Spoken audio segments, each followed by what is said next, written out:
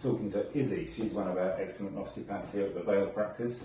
And today I want to talk a little bit about head and neck posture and postures when we're working on screens, and that's phone posture, and we all know what that looks like. That looks sort of like this, and then screen posture and laptop posture.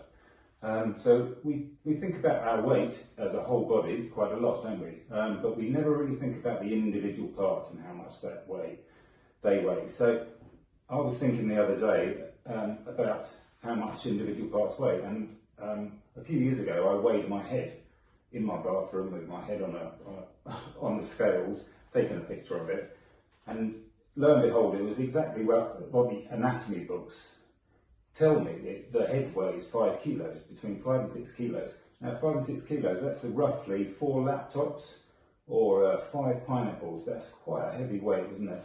And then if you put your head forward, the gravitational load of that increases exponentially to sometimes around about 25 kilos if your head's down about 30 degrees. So if we think about how many people we see walking around like that with their phones like that, or head forward like that over their laptop, looking into their laptop, and 25 kilos, that's like having like a bull terrier attached to the top of your neck.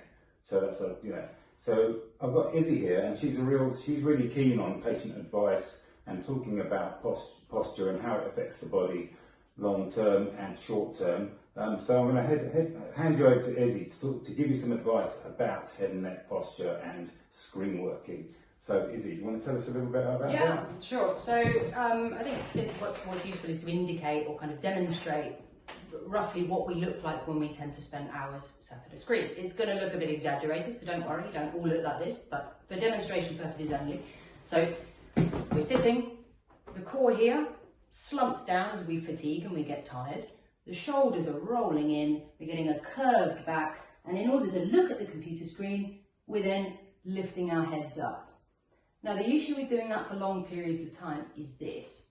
When we look down, we open the joints between the vertebrae in our necks. When we look up, we close those joints together. If we're closing those joints together for long periods of time, what that's doing is it's increasing the likelihood that those joints might start to rub, get a bit irritated, and cause a kind of inflammatory process within the neck, which results in pain and muscle spasming, muscle contraction, which is a really common presentation that we both see here at the Vale.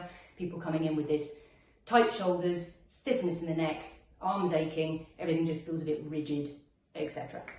So in terms of kind of how to combat that, I think what's really important is that we're remembering to take regular breaks from screen time. And an easy way to achieve that is just to set an alarm every half an hour, every 20 minutes.